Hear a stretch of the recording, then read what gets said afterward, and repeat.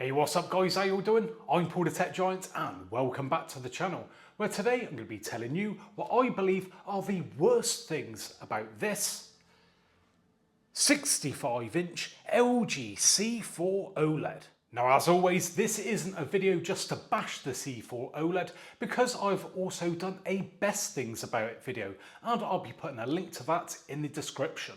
Now, I always like to do a best things and worst things about it video, because I think it's only fair that you know both the pros and the cons of any TV that you are looking to buy. As at the end of the day, all I'm trying to do is help you guys out and keep things fair.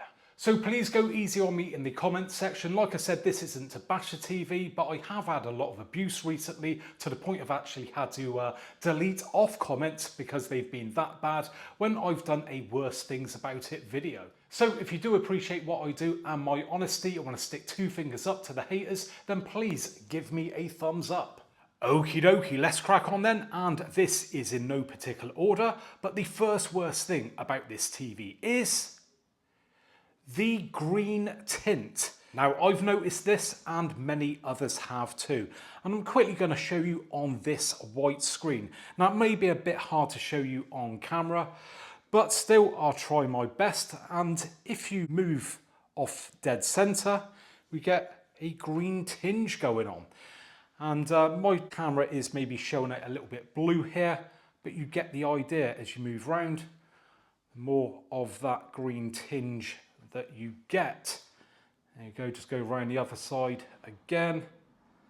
So yeah, that is not to everyone's liking. We have had pink tinges before, but yeah, this time we get a green tinge. So yeah, that is the first worst thing about this TV. Moving on to the next worst thing about this TV then, and that is the fixed power cable. Now, personally, I think this is probably the worst out of the bunch, but not everyone agrees, but many people do as well. So if you're unsure and you don't know about this, then let me show you. So this is what I have to do. I have to run an extension lead up to the back of the TV, because around the back, yes, it is permanently fixed. Now, some people do turn around to me and say that, well, you could just chop off the end of the cable and, you know, if you want to run it down the back of the wall because you want a neat install, you could do that. Yeah, that is correct, but maybe at the risk of your warranty. And I personally wouldn't do that. Other manufacturers are able to fit a removable power cable, so why can't LG? I just don't think it's very good at all, because like I say, especially if you wall mount it, it can be a pain. And it does actually put people off buying these TVs. I've had many people say that to me. They've refused to buy them for that very reason. And that is why that is the next worst thing about this TV. Moving swiftly on to the next worst thing, and that is the rear design of the TV. Now, some people may say I'm nitpicking with this, which is fair enough, but I still like to point out everything that I feel is negative about it. Now, at the end of the day, the previous versions did look a lot better on the back, but if I just quickly show you, and we go round here,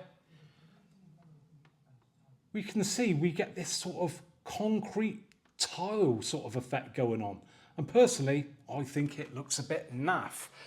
And yeah, I think the designer of that was having a bit of a day off, or having a bit of a laugh when he'd done it, as I just don't think it looks very nice at all. I'd prefer to see just a nice sort of neat black back or something like that, not like the way it is. And whilst, like I said, you know, it may be nitpicking, because many times you're not going to see the back of the TV, but your TV could be positioned where you are likely to see the back of it. And I feel that design is just a step backwards from previous years. So that's the next worst thing about this TV. Cracking on to the next worst thing about this TV, and that is the remote control. So, said this many times, functionality great, design wise, well, it's a bit boring, isn't it? It looks very cheap for you know, the price of that TV. I think it could be made to look a lot better. Maybe a metal design and not an all plastic affair. Feels nice in the hand, like I said, and you know, functionality great, but yeah, just the look of it, it's very cheap looking when you consider what the cost of this TV is. So that's the next worst thing about this TV. Now this next worst thing is something that's, well, starting to do my head in, if I'm being totally honest, and that is the amount of updates we get with them. Now again, I suppose it's a positive that LG keep on top of things with regular updates, but to be honest, they're just too regular. Now many of these TVs were having issues with HDMI port 2, and LG had to release an update to fix that issue. Now to be honest, these sort of TVs, you don't expect to have issues like that out of the box. I just don't think it's on. What are they playing at? These TVs should be rigorously tested and all the software tested before they leave the factory. So why things like that, major issues, are allowed to slip through the net, I do not know. And again, just constant bug fixes. How many bugs can you have in a TV? I just really don't understand it. And like I said, it's now starting to do my head in. Why don't they just sort of fix all in one go?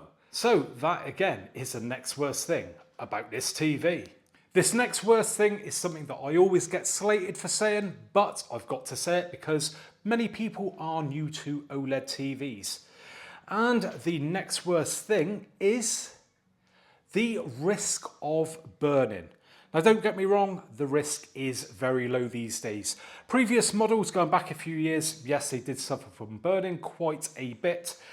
Newer models have a lot more anti-burning features embedded in them, but there is still that risk. So if you don't know what burning is, if you was to say watch a program and it's got like a channel logo up in the corner and you had it on for days, weeks on end watching that same program, then potentially if you was to change over and decide to start watching something else for a change, then that logo may be burnt into the TV. You'd see almost like a ghostly outline of what it used to say. So let's say BBC One.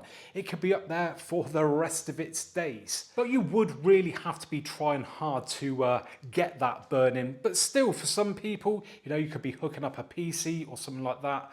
And potentially long term, if you was really sticking with the same image for a very long time indeed, then it could be a risk. I've got to mention this because someone who could be new to OLED TVs could go and buy one, comes back to me in a couple of years and say, why didn't I mention it? Well, I'm doing that now, so you know.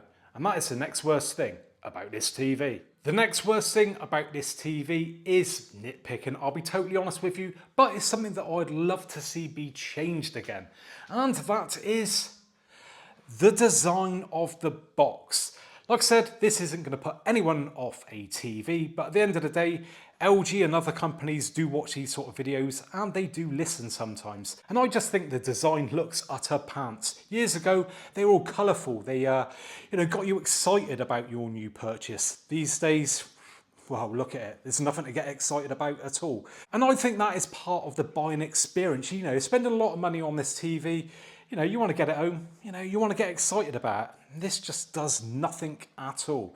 And I'd love to see that be changed and go back to the way things were a few years ago. But with all the environmental sort of things going on these days, I suppose you've got to tick the box, and that's the box we now get. So like I said, not a deal breaker by any means whatsoever, but it's still a step backwards and we should be moving forwards. So that's the next worst thing about this TV. Now this next worst thing is something that's been removed from the C series this year, and that is the removal of the art gallery. Now if I just quickly get up the home menu, what we used to have here on our apps bar, if we had gone along, would be an app for the art gallery. Now if you don't know what this is, this would essentially try and turn your TV into pieces of artwork. So it would give the impression, once you've got it running, that you've got a piece of art hanging on the wall. Sometimes it looked good, sometimes it didn't. I'd done a video covering this and I was actually quite surprised at how many people said that they would miss this feature. But for some strange reason, LG seems to have removed it. But apparently it is still remaining on the G series, which hopefully I'll be taking delivery of very soon so I can see for myself. But as it stands on this C4, that has now disappeared. So that is the next worst thing about this TV. Now the final worst thing about this TV is somewhat of a tip, and an annoyance at the same time. And that's that this TV ships with a power saving mode turned on from factory. And this can reduce the brightness of the TV, which means that you're not going to get the best possible image available.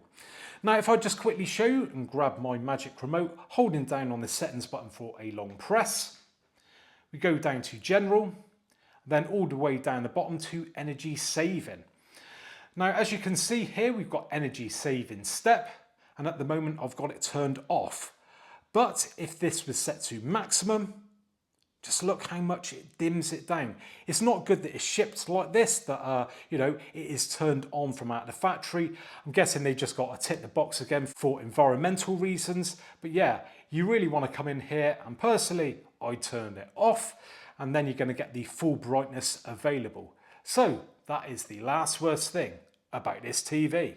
And there you have it then, guys. That's what I believe are the worst things about the 65-inch LG C4 OLED. Now, taking into consideration all those negatives, would I personally buy this TV? Yes, definitely, without a shadow of a doubt. Overall, I think this TV is an absolute banger, and I would recommend you buy one if your wallet allows it. Now, as always, and if you have enjoyed today's video and you do appreciate what I do with these videos, then please give me a thumbs up. Subscribe if you want to see more videos like this in the future, and hopefully I'll catch you guys on the next one. Bye for now.